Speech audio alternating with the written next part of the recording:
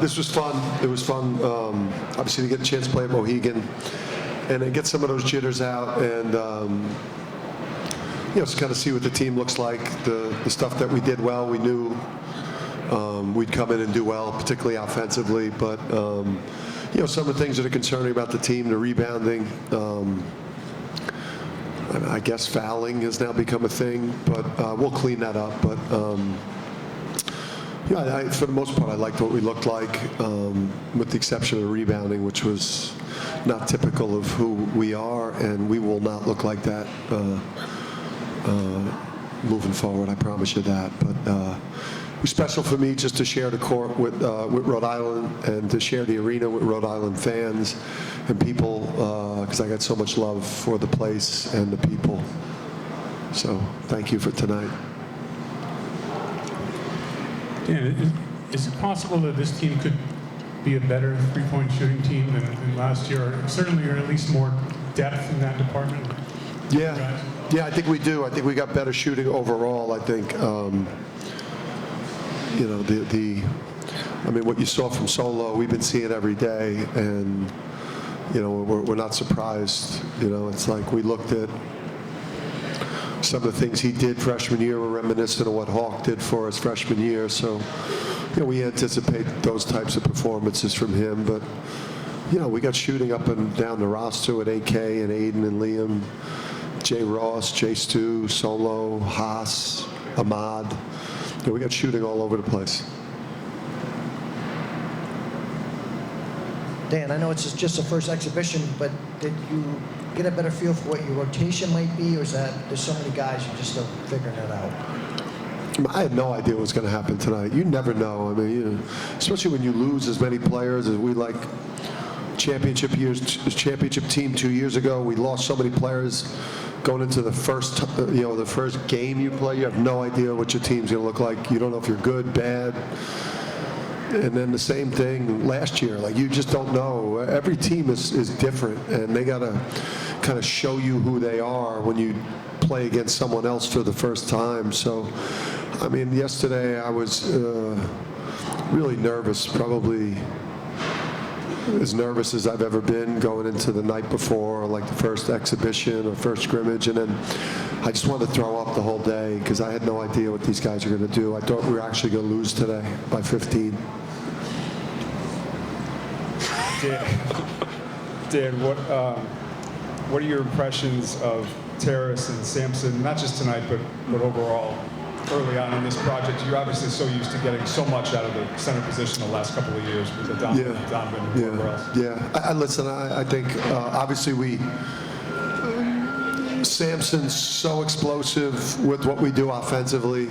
He puts so much pressure on the other team. We've got to, obviously, the defensive rebounding thing, we've got to get that thing figured out.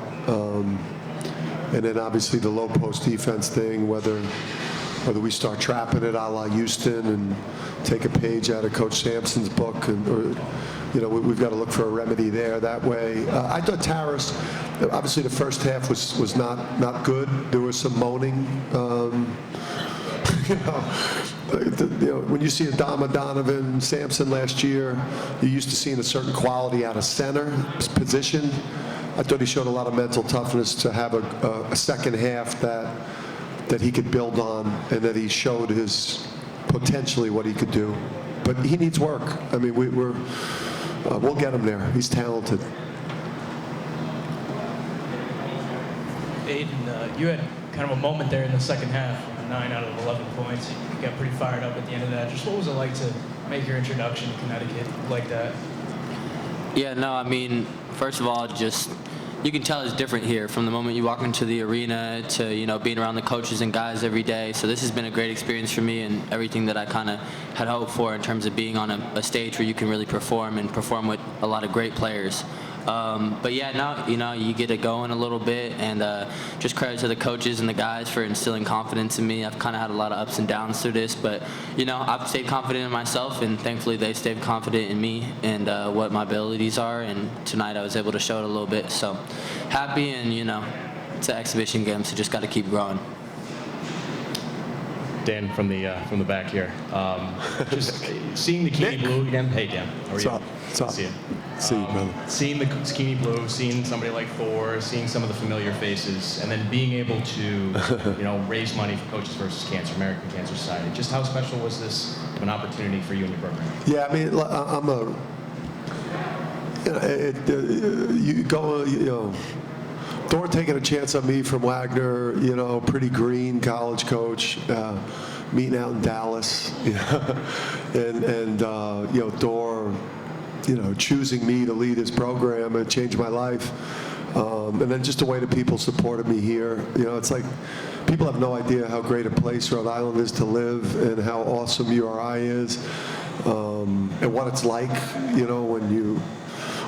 when you build a great team and what the Ryan Center turns into, and it, Thor and the university and the state, it changed my life. I'm still not agreeing to playing them on a yearly basis in the regular season, but I'm not that fucking sentimental. But, maybe me and Thor can negotiate.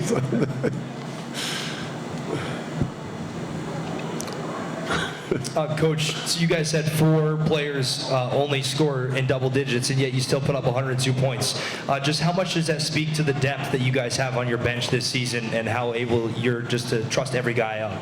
Yeah, I mean, to get into the top 9 with the team, it's tough. It's a tough team to get into the top 9, and even the 9th player is going to get squeezed a little bit. You could comfortably play 8.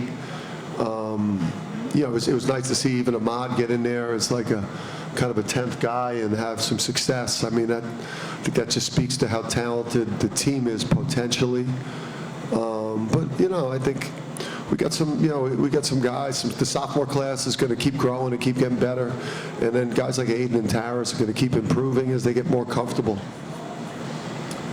Coach, just wondering your initial impressions on McNeely tonight, 5-star prospect out of high school, ranked number 10 nationally in his class. Just thoughts on how he played tonight? Liam, you said? Yeah. Yeah, I mean, he was too amped up. I mean, I was standing next to him during the anthem. He was like, he was doing like Tony Robbins breathing, man. He was like, he was just so hyper. He needs to calm down. I mean, he played well, but he's such a high-level player. Defensively, showed up in some spots with some breakdowns there, which are going to happen for the younger players. But it's going to be hard for a freshman to play better than he's going to play this year at UConn. He's going to play great. But he wants it real bad, and I think he was a little too amped up today. Bill, let's go, Bill. Dan, how are you? Bill, what's up? You've obviously been able to live in the moment, and that's how you guys have been so successful the last 2 years, by just taking it day by day. I wonder if personally, though, if you ever allow yourself to think about certain moments at URI, whether it's the meeting after the Fordham game or beating VCU in the A-10 championship or cutting down the nets against Dayton. Do you ever flash back to those in your mind, just personally? Yeah, no doubt. I think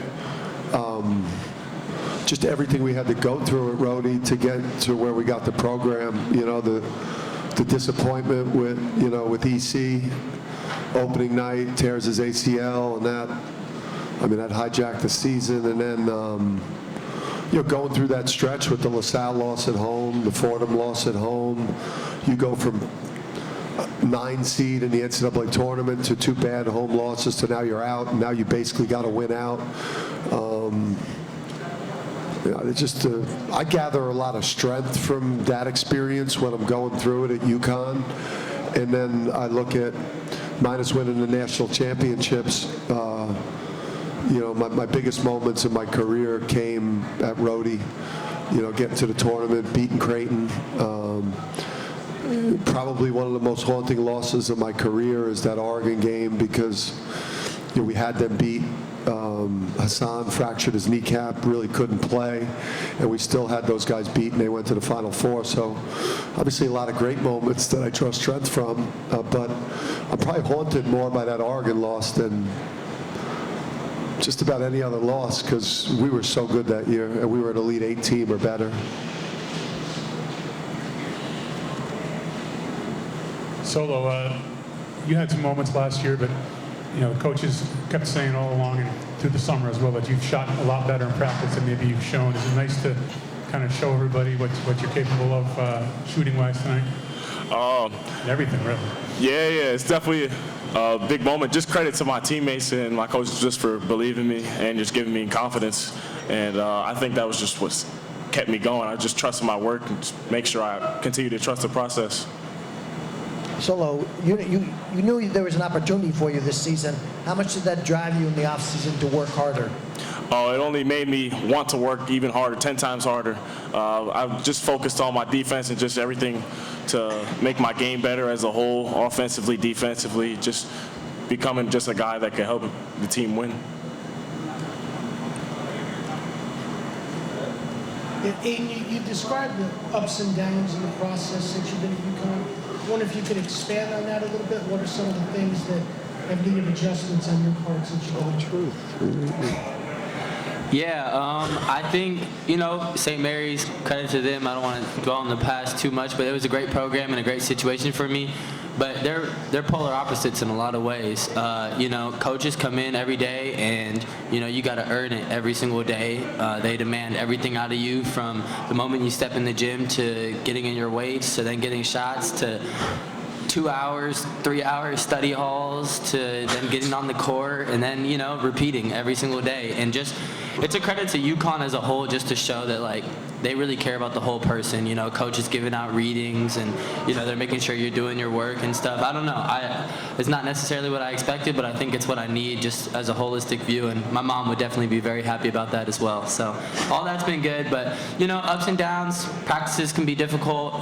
Coaches really try to challenge you. And I feel like I benefited from it tonight and will continue to because it felt a lot easier out there than it did today, yesterday, the day before, any practice you could choose them. So yeah, it was fun out there today.